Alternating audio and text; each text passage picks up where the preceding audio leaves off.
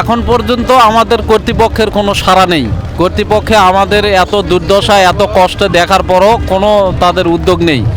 আজকে বিদ্যুৎ উপদেষ্টা ওই ঢাকা পল্লী বিদ্যুৎ সমিতি একে গিয়েছিলেন, সেখানে তিনি শুধু একটি কথা বলেছেন, জেলা আন্দোলন সংগ্রাম করে দাবি দেওয়া আদায় করা যাবে না। কিন্তু পরবর্তীতে অন্য একটা জায়গায় এটিএন নিউজের ইয়াতে বলছেন আবার যে তাদের যা যৌক্তিক দাবি আছে সেগুলো আমরা দেখব, বিবেচনা করব।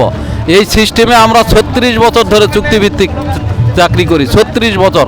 বাংলাদেশের কোনো সিস্টেমে আছে কি না আমাদের বোধগম্য নয়, জানা নেই। তো এই জন্য আমরা আজকে 11 দিন ধরে পার করলাম। আজকে এই 11তম দিন এখানে আমরা কর্মসূচি পালন করতে আছি। আপনারা মিডিয়ার ভাই দেখতেছেন এই ঝড় বৃষ্টি রোদের মধ্যে আমরা কত কষ্ট করে এখানে পড়ে আছি। তা আমাদের একটাই লক্ষ্য যে আমাদের দাবি পূরণ না